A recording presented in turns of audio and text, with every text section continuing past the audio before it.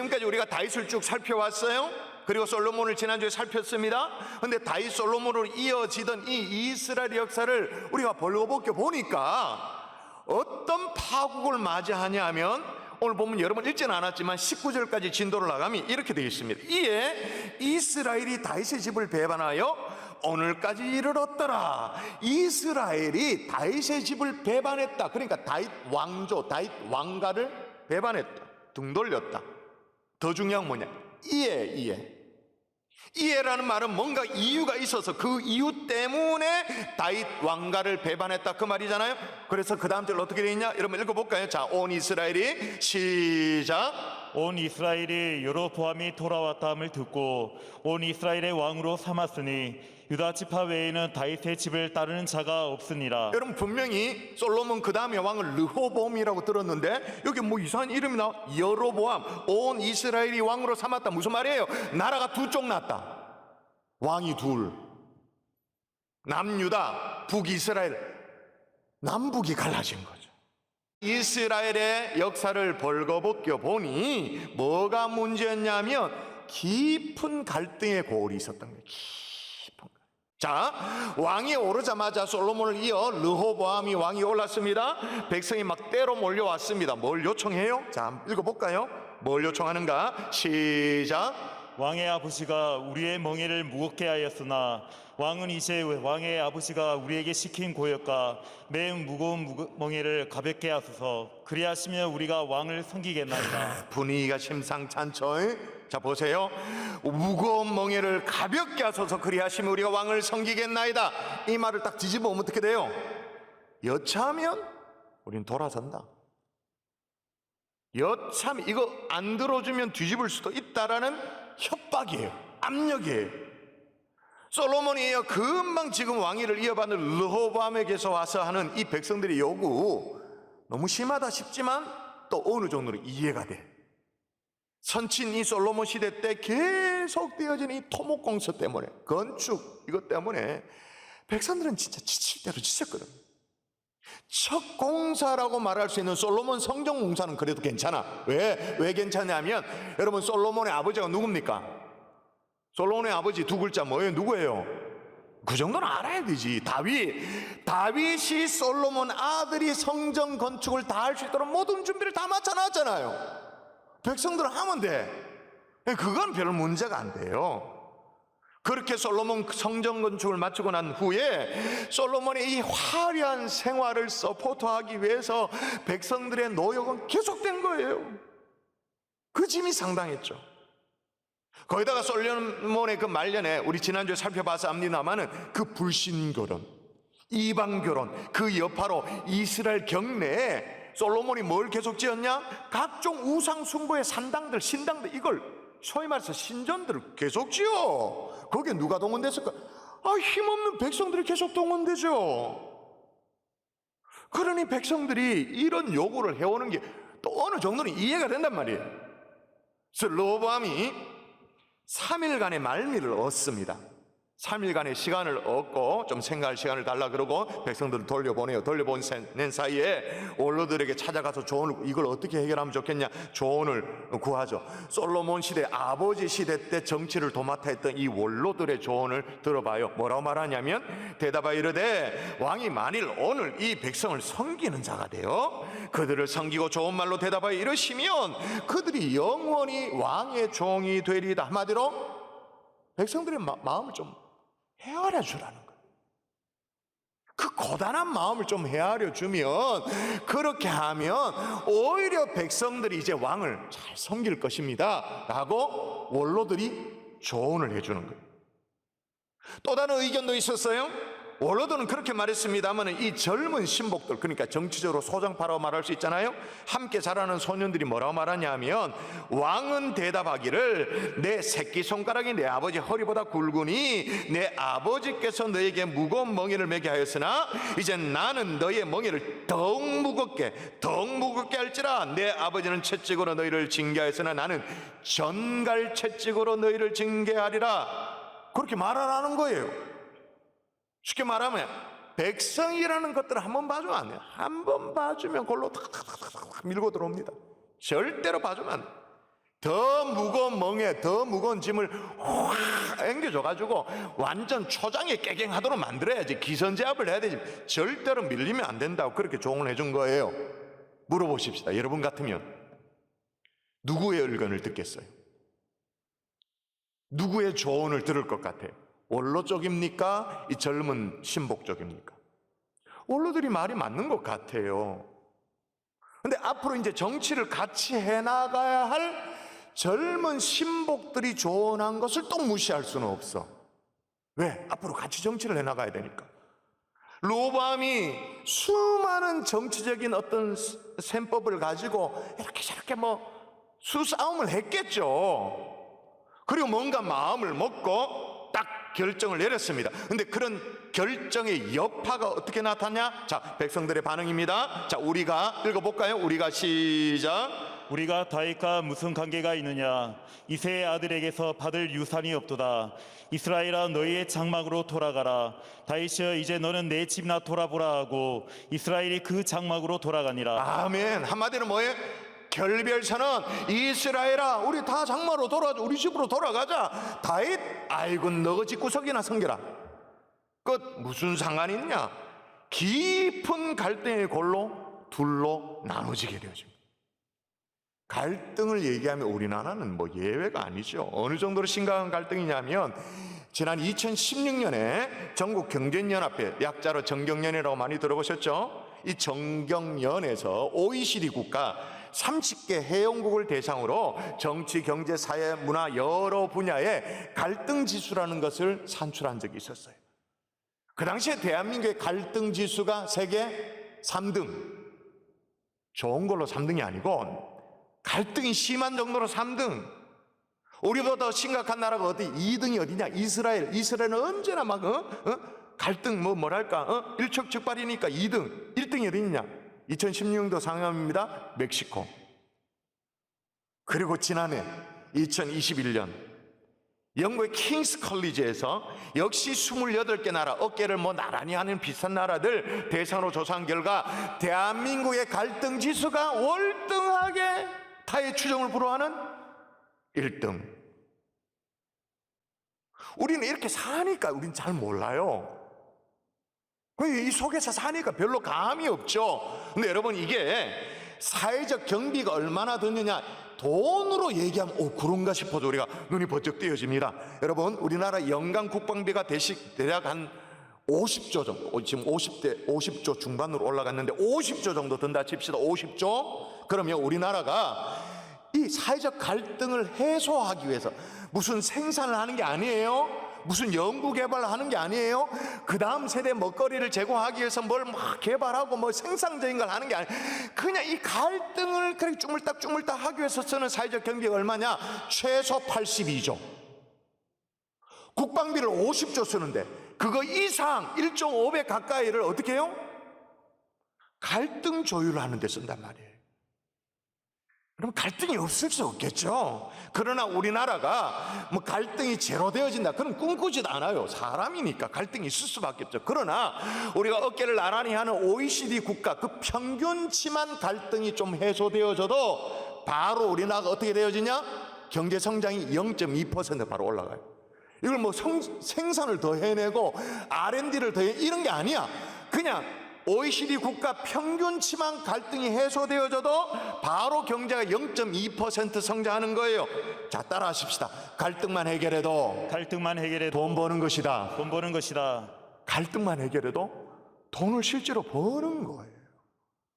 근데 여러분, 조국 대한민국의 현실이 어때요? 내일이 광복절입니다마는 다시 이 조국 대한민국에게 해방이 필요하다고 할 만큼이나 무슨 족쇄에 꽉 묶여있다라는 그런 느낌 들지 않나요?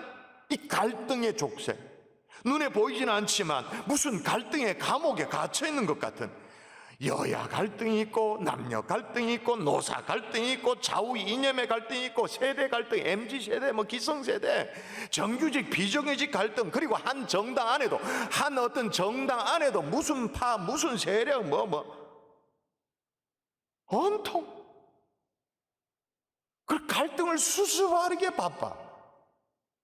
전 세계는 막 저만치만 앞서가는데 가는데 우리는 그냥 그거 수습한다고 제자리 걸음을 한 것 같으면 속이 상해요. 너무 안타까워요. 제가 오늘 설교를 처음 시작할 때 이스라엘의 역사를 벌거벗게 본다 그렇게 말했는데 결국은 우리를 벌거벗게 보는 시간이죠. 또 하나 이스라엘의 역사를 이렇게 벌거벗게 보니까 뭐가 문제였냐면 갈등의 골도 문제였습니다만은 더 큰 문제가 있어요. 그건 뭐냐? 따라하십시다. 힘이면 다 된다는 착각. 다 된다는 착각. 대부분의 사람들이요, 어떤 대인관계 갈등, 조직 안의 갈등, 직장생활 갈등 없을 수가 없죠. 근데 갈등을 어떻게 해소하려고 하느냐 하면 힘이야, 힘. 그래서 자기에게 힘을 기르려고 해. 그게 무슨 재력의 힘이든 위치의 힘이든 어떤 파워든 자기가 힘이 없으면 힘 있는 사람에게 줄을 대요. 거기에 기대어서라도 힘으로 해결하려고, 거의 10중8구와 힘으로 해결하려고. 왜? 힘이면 다 된다라는 착각이 기본적으로 깔려 있으니까. 그래서 더 많은 힘을 가지려고, 안 되면 여론의 힘이라도 사람들 막 해가지고 내 의견을 관철시키는 거죠. 오늘 르호보암도 이 힘의 원리를 사용했는데 일단 13절을 보세요. 이제 백성들에게 뭐라고 말하는데 말하는 내용을 살필 필요도 없이 어떤 태도를 취하면서 백성에게 말을 했느냐? 왕이 포악한 말로 백성에게 대답할세. 대답한 내용은 안 중요해. 나중에 살펴보면 되는데 일단 태도 자체가 포악한 말로 뭐예요? 고압적인 사세로 찍어 누른다라는 그런 마음으로. 근데 어떤 얘기를 했느냐? 14절 또 읽어볼까요? 14절 갈 수 있습니다. 시작. 그들에게 말하여 이르되 내 아버지는 너희의 멍에를 무겁게 하였으나 나는 너희의 멍에를 더욱 무겁게 할지라. 내 아버지는 채찍으로 너희를 징계하였으나 나는 정갈 채찍으로 너희를 징치하리라 하니라. 예, 내 아버지는 채찍으로 너희를 징계하였으나 나는 뭐로? 채찍 정도가 아니고 이번엔 정갈 채찍으로 확 너희를 뭐 할 것이다? 징치하리라. 이 말이 뭐죠? 다스리는데 그냥 다스리는 게 아니고 쫓아놓고 다스린다 그 말이에요. 징치, 징계 확 밟아놓고 그 다음에 내가 치가 다음에 징치하리라.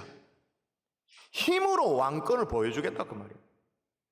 여러분 이렇게 나온 것을 보면 르호보암 왕은 자기에게 이렇게 할 수 있는 충분한 힘이 있다라고 굳게 믿었던 것 같아요. 착각을 한 것 같아요. 그도 그럴 것이 르호보암이 어떻게 왕이 올라갔느냐. 여러분 아시죠? 선친이었던 솔로몬, 수많은 여인들이 있었습니다. 지난주 여러분 기억나십니까? 왕은 후궁이 700이요 첩이 300이라 그 여인들이 왕의 마음을 돌이켜 세웠더라. 기억나십니까? 700, 300 기억나요? 그 말은 무슨 말이에요?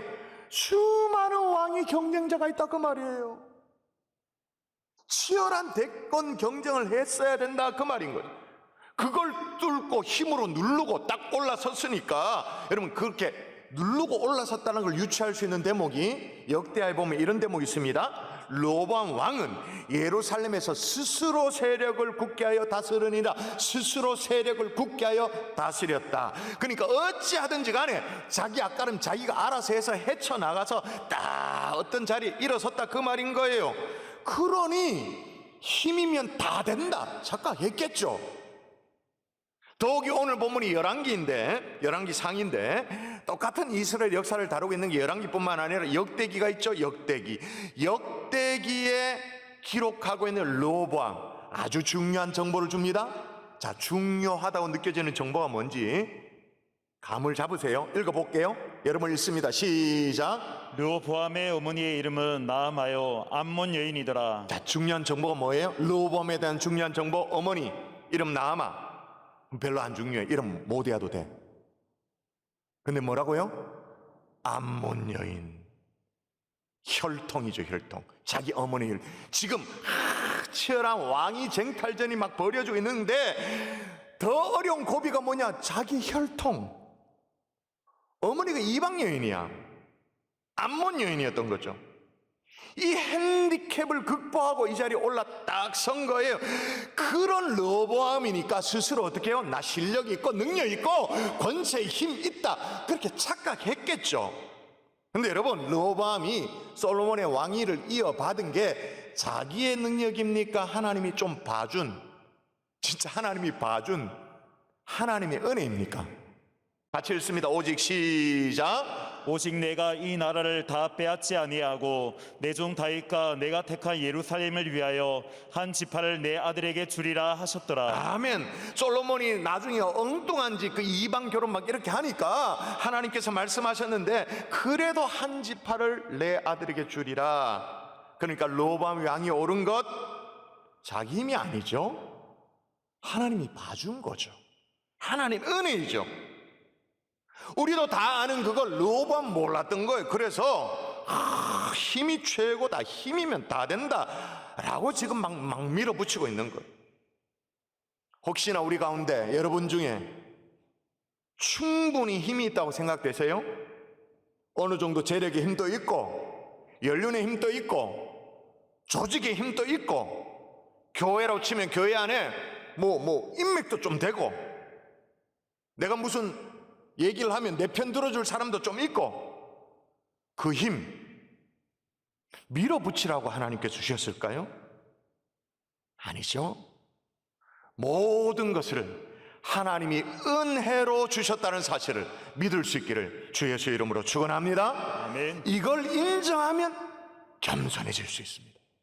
자, 그러면 르호보암만 이런 힘의 원리를 사용했냐? 반대편 백성들은 그렇지 않냐? 백성도 똑같죠? 그런데 백성들도 힘입니다만 어떤 힘일까요? 숫자의 힘이죠. 쪽수의 힘. 르호보암이 솔로몬에 이어서 왕이 되긴 했습니다만 당시 이스라엘 초기의 왕이 되려면 다윗도 그랬고 솔로몬도 그렇고 두 가지 조건이 맞아 떨어져야 돼요. 첫 번째는 절대적인 조건, 두 번째는 상대적인 조건인데 절대적인 조건은 하나님이 그를 세워야 돼요. 그건 당연하죠. 하나님이 다윗을 세워야 돼요. 하나님이 솔로몬을 세워야 돼요. 하나님이 세워야 돼요. 두 번째 상대적인 조건은 뭐냐? 이스라엘 백성들의 지지가 있어야 돼요. 동의가 있어야 돼요. 그래서 여러분 다윗도 우리가 살펴보면 하나님이 기름 부음을 허락하였지만 왕이 오른 것은 상당히 시간이 지나고 난 후에 정상적으로 왕이 올랐잖아요. 백성들의 절대적인 지지가 필요해서. 그래서 르호보암도 백성들의 지지가 필요했던 거예요. 그래서 1절에 보니까 르호보암 이제 솔로몬 죽고 그 다음에 왕이 올랐습니다. 근데 뭐가 필요했을까요? 백성들의 지지가 필요하니까 어디로 가요? 르호보암이 어디로 갔다? 이상하죠? 왕이 올랐으면 어디로 가야 돼요? 예루살렘에 가야 되지. 첫 간 곳이 세겜. 왜 세겜에 갔을까요? 역사적인 배경이 좀 필요하죠. 세겜은 북쪽 이스라엘, 이 북쪽 지역에 수도와 같은 기능을 했어. 사람들이 막 모여있는 중심지였죠. 그러니까 이스라엘이 여러 지파 복잡하게 섞여 있는 그곳에 백성들로부터 전폭적인 지지를 받으려고 세겜을 제일 먼저 방문했던 거예요. 그래서 백성들이 열렬히 자기를 환호해 줄 줄 알았죠. 그런데 백성들은 어떻게 해요? 쪽수를 가지고 밀고 오면서 왕에게 요구를 하고 있는 거예요. 근데 이때 이스라엘 백성들이 그냥 왕에게 요구한 게 아니고 수의 힘만 빌린 게 아니고 백성들이 누구를 데리고 왕 앞에 갑니다. 누구를 데리고 가느냐? 읽어보십시다. 느바세의 아들 여로보암이 전에 솔로몬 왕의 얼굴을 피하여 애굽으로 도망하여 있었더니 이제 그 소문을 듣고 여전히 애굽에 있는 중에 무리가 사람을 보내 그를 불렀더라. 이스라엘 백성들이 누구를 불러왔냐? 누구를 스카우트했냐 하면 그 누구를 불러서 앞장세웠냐? 여로보암. 여로보암을 아세요? 여로보암은 솔로몬의 총애를 받던 용사였어요. 근데 그 안에 역심이 있었어. 반역의 의도가 있었던 거예요. 근데 이제 솔로몬이 그걸 눈치를 챈 거예요. 그래서 여로보암을 처단하려고 마음을 먹었는데 이 솔로몬 왕이 자기를 처단한다고 마음을 먹은 걸 알았어. 복잡하나요? 그걸 눈치를 챘어 여로보암. 그래서 어디로 내뺐냐? 애굽으로 도망을 갔죠. 그렇게 있는 여로보암을 백성들이 데려왔다 그 말인 거예요. 자, 그러면 솔로몬의 아들인 르호보암이 여로보암이 어떤 작자였는지를 몰랐을까요? 어쩌다 쫓겨나가지고 이제 애굽에 있다가 지금 여기에 와 있는지 그걸 몰랐을까요? 다 알았죠. 그럼 지금 이스라엘 백성들은 뭐 하고 있는 거예요? 수적인 우위에 있는 백성들이 왕 앞에 여로보암까지 스카웃해서 데려다 놓고 뭐 하고 있는 거예요? 실력 행사, 힘으로 밀고 있는 중이에요. 여차하면 돌아선다. 여로보암 욕심이 있었다. 힘으로 밀고 있는 중이죠. 자, 생각해 보십시오. 왕권이라는 자기 힘만을 믿고 백성을 밀어붙이고 있는 르호보암이나 수적인 의세를 가지고 여론의 힘을 등에 업고 여로보암까지 악장 세운 이 백성들이나 다르나요? 똑같죠? 힘. 자, 그러면 힘이면 다 된다라는 이 착각을 하면 어떤 일이 벌어지냐? 악순환이 계속되어져요. 한번 이 힘의 맛을 딱 맛들이면 여론의 힘에 의존을 하면 계속 힘으로 해결하려고 시도를 하는 것입니다. 자, 일단 왕을 보십시오. 르호보암 왕. 열지파가 다윗 왕과 결별을 선언하고 돌아서 버리니까 또다시 힘의 논리로 돌아가가지고는 18절에 보니까 누굴 보냅니다. 누굴 보내냐면 역군의 감독 아도람이라는 사람을 보내. 아도람, 요즘 말로 말하면 특사를 파견하는, 특사, 대사, 특사를 보낸 거. 특사를 보내면 힘으로 누르면 눌러질 거라고 생각한 거죠. 여전히 착각을 한 거예요. 또 백성들은 어떻게 했느냐? 벌써 힘의 맛을 봤거든요. 수적으로 우세하고 다 압박을 느낄 만한 여로보암까지 딱 데려나는 맛을 봤거든요. 어떻게 하느냐? 읽어볼까요? 자, 시작. 르호보암 왕이 역군의 감독 아도람을 보냈더니 온 이스라엘이 그를 돌로 쳐 죽인지라. 죽여버려. 그냥 특사를 죽여버려. 우 뭐라가 막 여론 선동해가지고 막 선동해가 때려 죽여버려. 여러분, 우리도 살다 보면 갈등이 없을 수는 없습니다. 부부간에, 어떤 조직 안에, 내가 몸을 담고 있는 회사 안에. 그러나 힘으로 해결할 수 있다고 생각하는 그 순간, 그게 어떤 지도자의 위치에 있든 그렇지 않은 위치에 있든 어떻지 간에 힘으로 해결할 수 있다고 생각하는 순간 악순환이 계속되어져요. 그러므로 여러분, 분명해요. 힘의 논리는 하나님의 방법이 아닙니다. 자, 그럼 어떻게 해야 되냐? 오늘 설교의 가장 하이라이트입니다. 따라하십시다. 섬김으로 해결해야 한다. 자, 오늘 본문을 자세히 보면 하나님이 원하시는 방법을 간접적이지만 힌트가 이미 나와요. 원로들이 조언했던 그 말 속에 이미 하나님의 방법에 대한 힌트가 나와. 원로들이 뭐라고 말했어요? 왕일, 만일 오늘 이 백성을 섬기는 자가 되어 그들을 섬기고 좋은 말로 대답하여 이르시면 그들이 영원히 왕의 종이 되리이다. 섬겼는데 왕이 그들의 종이 된다? 야, 원로들의 조언 속에 이미 하나님의 뜻이 있죠. 근데 이게 어디서 많이 듣던 얘기야? 한번 비교해 보세요. 예수님이 하셨던 말씀, 이 다른 얘기인지 한번 읽어볼까요? 예수님이 하신 말씀, 시작. 너희 중에 누구든지 크고자 하는 자는 너희를 섬기는 자가 되고 너희 중에 누구든지 으뜸이 되고자 하는 자는 너희의 종이 되어야 하리라. 다릅니까 이게? 같죠. 예수님이 제자들이 해쳤던 말씀이에요. 예수님 당시에도 오늘 본문과 똑같은 상황이었습니다. 제자들끼리 누가 더 크냐고 서로 막 눈치를 보고 갈등이 골이 깊어지고 서로 견제하고 눈치를 살피고 서로 힘을 더 가지려고 서로 막 4분 5일 돼서 더 막 어떤 과신 이렇게 자기 힘을 주장하고 불편한 관계를 이루고 있는 그런 제자들 향해 우리 주님 뭐라고요? 너희 중에 누구든지 크고자 하는 자는 너희를 섬기는 자가 되어 너희 중에 누구든지 으뜸이 되고자 하는 자는 너희 종이 되어야 하리라. 서로 누가 크냐고 막 힘겨루기를 하고 있는 제자들에게 진짜 갈등의 해법을 우리 주님이 가르쳐 주셨던 거예요. 그리고 예수님이 그렇게 실제로 사셨어요. 어떻게?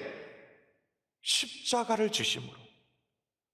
예수님이 힘이 없어서 십자가를 주셨나요? 예수님이 로마인들보다 훨씬 무기력해서 그랬나요? 예수님이 바리새인 종교 지도자들보다 지혜가 없어서 그런가요? 아니죠. 예수님은 삶의 목적 그대로를 성취하며 사셨던 거예요. 예수님의 삶의 목적 같이 읽습니다. 인자가 시작. 인자가 온 것은 섬김을 받으려 함이 아니라 도리어 섬기려 하고 자기 목숨을 많은 사람의 대속물로 주려 함이니라. 아멘. 말씀을 정리하십시다. 세상은 우리에게 힘 가지라고 말합니다. 힘으로 어떻게 해요? 누르라고. 힘 없냐? 힘 있는 사람 줄대라고 말합니다. 아니면 여론이라도 네 편 만들라고 말합니다. 그리고 누르라고 말하죠. 근데 예수님은 섬기는 자가 되어 섬김을 받는 자보다 더 큰 사람이 되라 그렇게 말합니다. 여러분, 갈등의 순간에 르호보암과 이스라엘 백성들이 따랐던 그 힘의 논리가 아니라 너희 중에 누구든지 크고자 하는 자는 너희를 섬기는 자가 되고 너희 중에 누구든지 으뜸이 되고자 하는 자는 너희의 종이 되어야 하리라, 이 주님의 방식대로 승리하는 하나님의 종들 될 수 있기를 주 예수의 이름으로 축원합니다. 아멘. 축원합니다. 아멘.